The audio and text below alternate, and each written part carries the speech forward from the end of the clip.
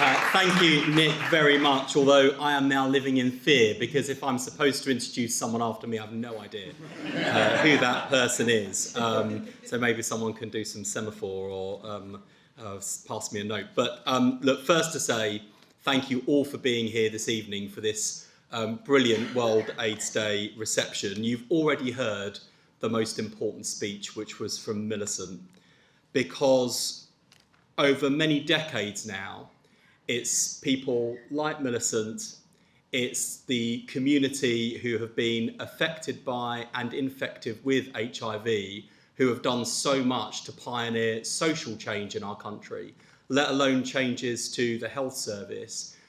Through your courage, through your advocacy, you've changed laws, hearts and minds, and there is still so much more to do to tackle stigma and prejudice, which I'll come on to talk about.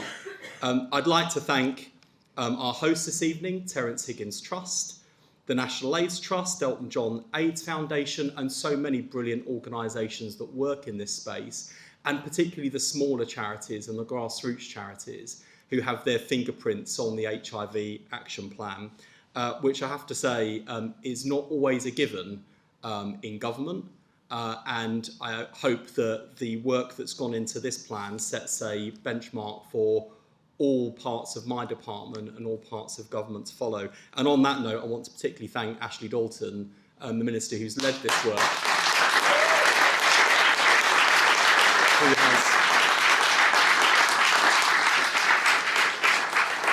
who has made sure that that is the case. And look, to serve in this Parliament, where Terry Higgins worked and recorded the words of politicians in the 1970s for Hansard, to look out behind you on the hospital where he was taken after collapsing in heaven, and to become the first named person to die of AIDS-related illness, to know that his friends are still with us and that there is an organisation working and transforming lives and services in his name, is humbling and sobering.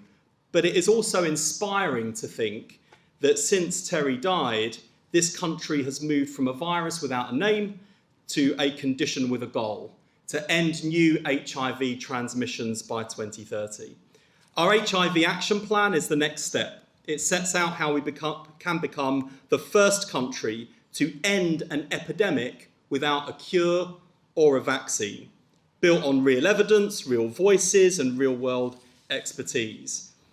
And also built on what the red ribbon we're wearing today stands for: a symbol of remembrance for all those lost to an epidemic stigmatised since its discovery, a symbol of resolve, and a reminder that we must keep fighting for this community and always make progress, and also a symbol of renewal, to champion everyone living with HIV and to leave no one behind.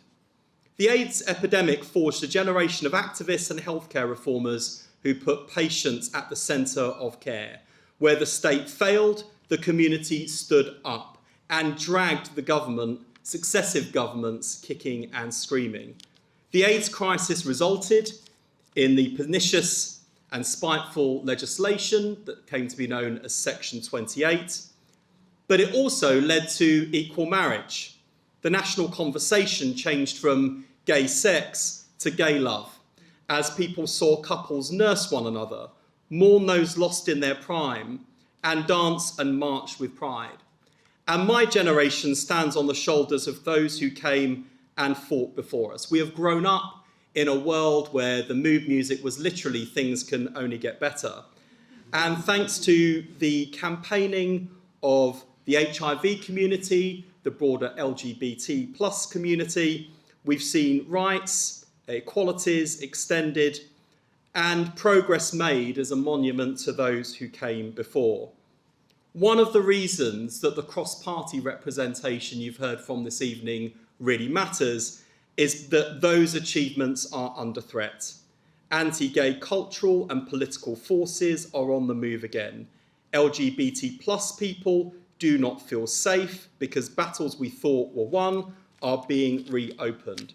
So we have to seize every opportunity at a time of enormous division and rising hatred to take the opportunity to keep up the fight and wherever possible to do so with one voice. We could choose to drag HIV into the middle of the immigration debate in a hateful and clumsy way, or we can work together to address the way in which those issues intersect with the challenge before us.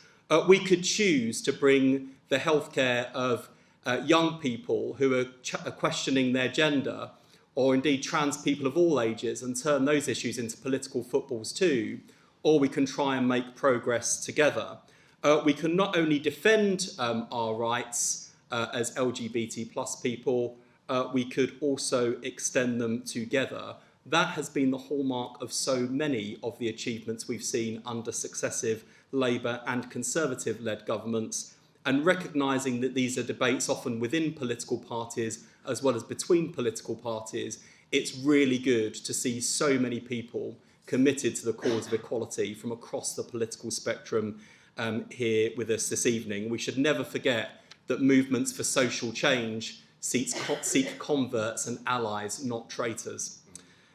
And on progress on HIV, we've got to be clear that the progress we're making has been uneven. Ending them means ending the inequalities that put some communities at greater harm and limit their access to care. From 2020 to 2024, diagnoses in white men who have sex with men fell by 11%, but in ethnic minority men who have sex with men, they rose by 50%. New diagnoses have more than doubled among heterosexual Black African men and women.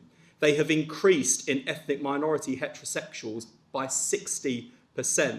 So we have to make sure that, as well as challenging the stigma that still sees this seen as a gay disease or someone's fault, it's really important that people understand the facts of this virus and the risk that we see, and recognise the diversity of people who are affected. And there are those from infective blood, as we've heard so powerfully from Nick this evening, plus thousands living with HIV not accessing treatment because of stigma, discrimination and inequality. But genuinely building on the achievements of our Conservative predecessors, our second piece of legislation was allowing people with undetectable HIV to donate egg and sperm to start a family. We hosted the first World AIDS Day reception for 17 years in Downing Street and invested £26 million for 90 A&E opt-outs. The Prime Minister became the first world leader to publicly undertake an HIV test to help us challenge that stigma. And today we launched the HIV Action Plan with real cross-party support and a breadth and depth of support across the whole community. Our 10-year health plan has tackling health inequalities at its heart. So does the HIV Action Plan. For 40 years, the people here tonight and those beyond this room have moved care from hospital to community, focused on prevention over sickness, and embraced the shift from analogue to digital. Those three shifts that lie at the heart of our 10-year health plan, and we're merely catching up. This action plan is yours as much as it is the government's, and that is why I believe it will succeed. It will expand opt-out testing for HIV and other blood-borne viruses, introduce the first ever funded retention and re-engagement initiative, trial HIV testing in the NHS app, commission a new prevention programme, provide free formula milk for mums living with HIV, and ensure health and social care staff receive training on HIV stigma, all of it backed by more than £170 million of government investment. But if there's one theme at the heart of this plan and our broader approach to health and care modernisation, it's that we can't do this without government and the effective work of the NHS, but nor can we do it alone. Things will only get better for people in this country living with HIV when we work together. Our service provision and our care for people will be so much more powerful if we do it with and through the community, including the amazing voluntary and community sector that we have in this space. And when it comes to tackling stigma and prejudice and hatred, this is a whole society effort.